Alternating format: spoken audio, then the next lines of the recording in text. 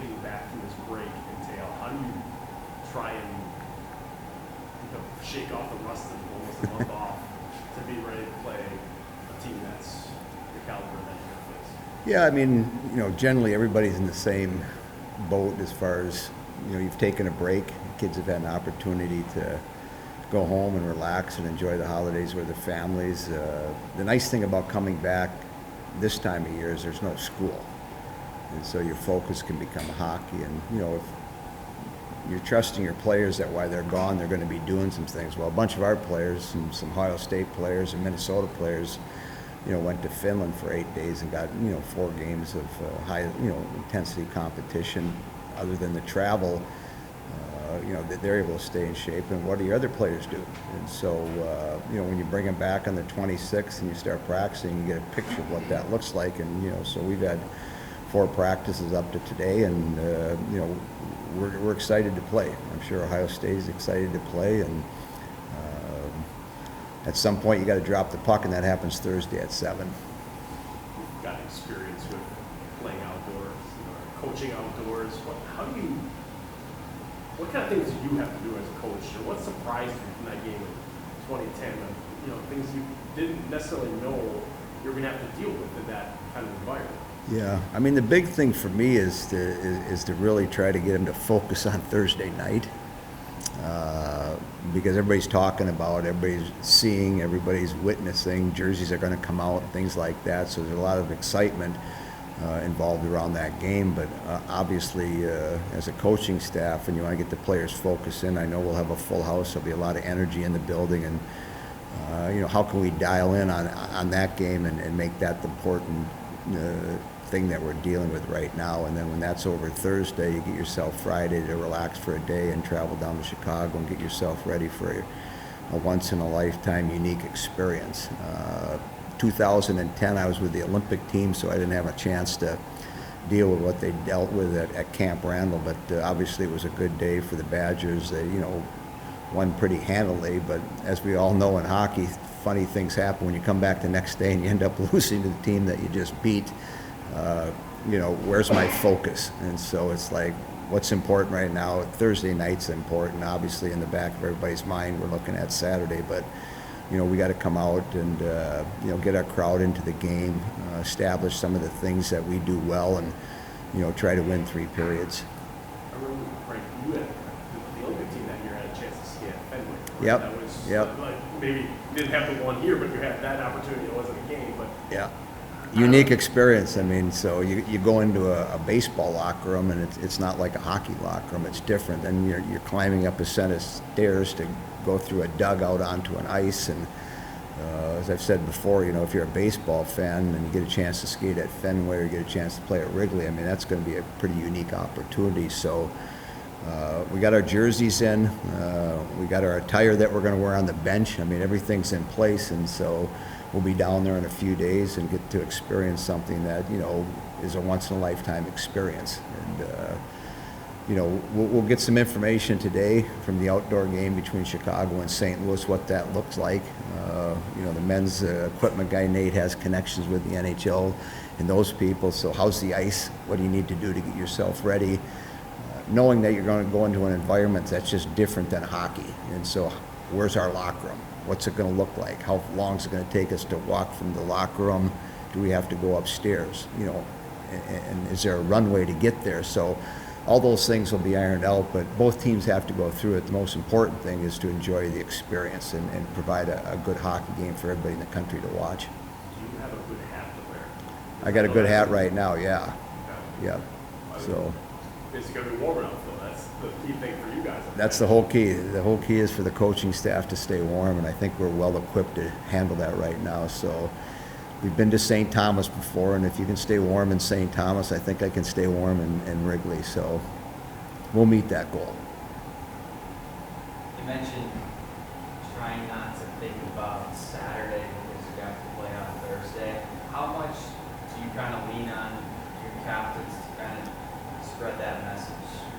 Because you got to play Thursday before you get to Saturday. You do, and the players that have experience in these type of games understand, the meaning behind them. But as a coaching staff, you look at how we practice, and so we get 5 or 6 practices before the game Thursday. Up to this point, they've been good practices, and so if we can maintain that for a couple more days and get that excitement, that energy level high, and the fans are going to provide some things for us that we're going to need also. So. If you're not practicing well or things aren't going the way you want them, you might have more of a concern. But I'm excited to watch us play.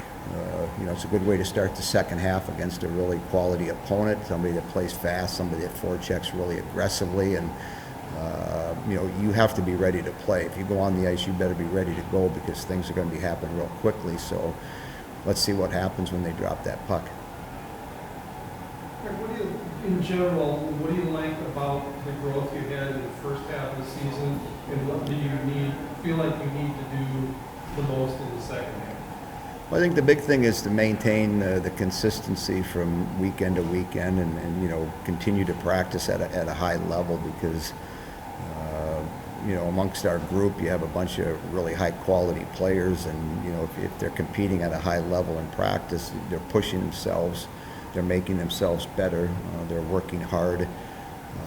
And so, those are the things that we look for coaches. The second half goes a lot quicker. We only have, 14 games left. It's a sprint right now to get a weekend off in late February before we go up to Bemidji. And so between now and then, it's a sprint, and it's going to happen quickly. As I mentioned earlier, the nice part of, these next couple of weeks is we don't have school. And so you can bring those kids really up to speed pretty quickly. The first half was a lot of good things happened. Very productive in a lot of different areas within our game to have success. And now can we maintain that? Can we continue to get better? I mean, you watch us practice yesterday and the day before. It looks a lot better than it was in early September. So we've made strides, and now the big thing is to keep people healthy, keep them excited, keep the energy level high, because it's going to happen quick. And before you knew it, we're going to be talking about who we're going to be playing in the playoffs. Did they give up a home game to play this one at Wrigley and move it from late February to right out of the break? Were those things that made you maybe back in the summer you're thinking, is this going to work out for us? Those things always enter your mind. I mean, it's like, who do you put on the ice? Who plays the last minute? Who goes on a power play? I mean, all the decisions that we as coaches make. And, in a perfect world, you might have a different opponent these 2 games. But obviously with the exposure and some of the meaningful games we've played the last couple of years, I mean, an opportunity to play in the Big Ten Network and everybody in the country to see it. I mean, it is what it is, and so you take advantage of those opportunities knowing that it's probably going to be a really exciting game. And one team has to probably give a little bit, so we're going to give up a home game. And you feel bad for your fans because I hear Thursday night tickets pretty hot right now because we're only going to see Ohio State once in Madison. And so but then you look at the other side of the coin and go, whoa, Wrigley Field, come on, we're playing the outdoor game. We get to play in a baseball iconic facility, and we get to put a hockey game on there. I mean, and so there's a lot of positives, and even with Ohio State, that's a positive too, because it's going to be a good game and it's going to be exciting, and the fans will be treated, the people that'll be watching on TV will be treated to high quality women's hockey. What does Saturday mean for you and the program to have this opportunity? Well, it's a bunch of years ago, we took a team out to Long Beach, out in California to play Northeastern in a couple games. And it was an opportunity to showcase an area that has a bunch of girls hockey but doesn't have Division I women's hockey. And so you expose your product to different parts of the country, and that sort of started, a fire of different organizations and different teams putting games in different areas. We've been to, San Jose, we've been to Vail, we've been to Fort Myers, we've been to Nashville, we've been to Washington, D.C. We've been to a lot of different areas to expose women's hockey, and now we get to do it, on a big stage in a baseball stadium.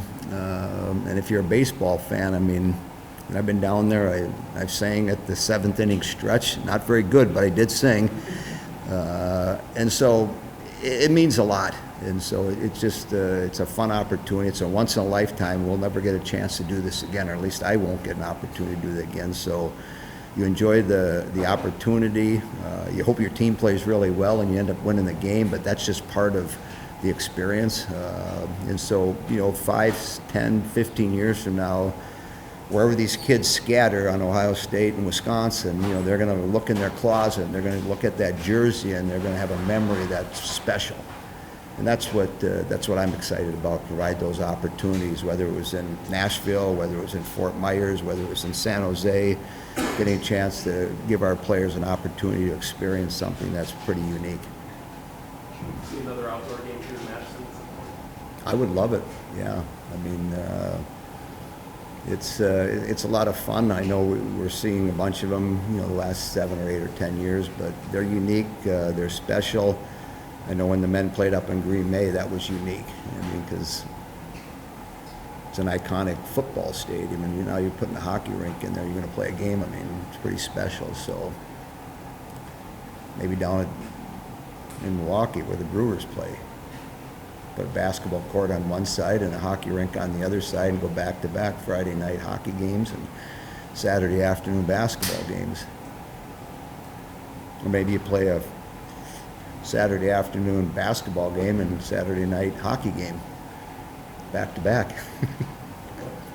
It's like a long concert, right? The basketball game is about 2 hours. If we take the TV timeouts of the hockey game, we get about 2 hours and 6 minutes. So it's like a long, extended Bruce Springsteen concert, where they're 3.5 hours, or Taylor Swift concert. We're going to see Layla in here in a little bit, I guess. Yeah. I think her output statistically right now is about where her total was last year. Obviously, you expect growth from year to year, but where do you feel like that's come from? Well, I think her ability to continue to work to strive to get better.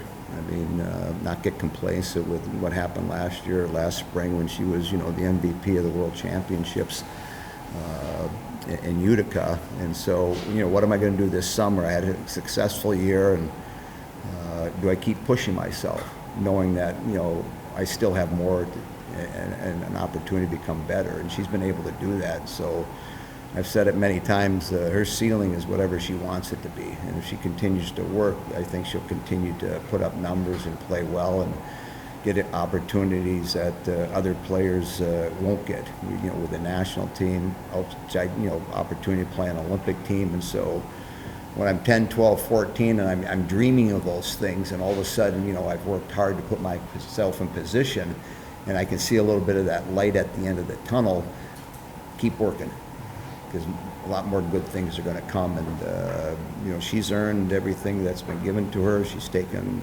advantage of the opportunities. I know with the national team, in this past trip in Finland, with the college group, they put her back on defense, so she's getting exposed to a different position, but she continues to grow. And wherever you line her up and you drop the puck, it's let's play hockey, and she's doing it pretty well. What specifically can a hockey player do over the summer to take that step you're talking about? What specifically does a person do to make themselves better? Well, I think whether you're a college player, a junior player, NHL player, you reflect on your season. You talk with your coaches, you talk with your strength training coaches, you talk with your nutritionist.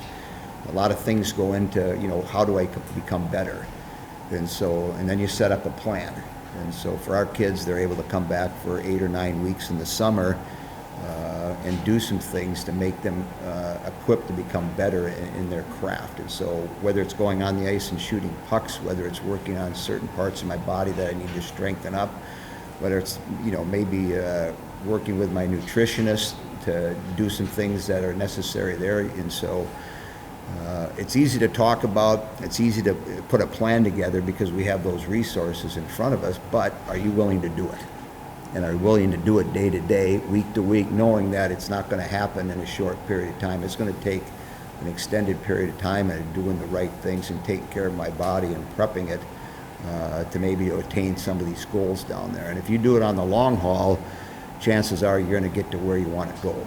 And we've seen that with a lot of our different athletes. I think of Megan Duggan when she was an 8th grader, decided then she wanted to become an Olympic player. And so from that point forward, she started doing all these things. We got her for 4 years, gave her some opportunities and some resources, but it was the individual that got her in that position.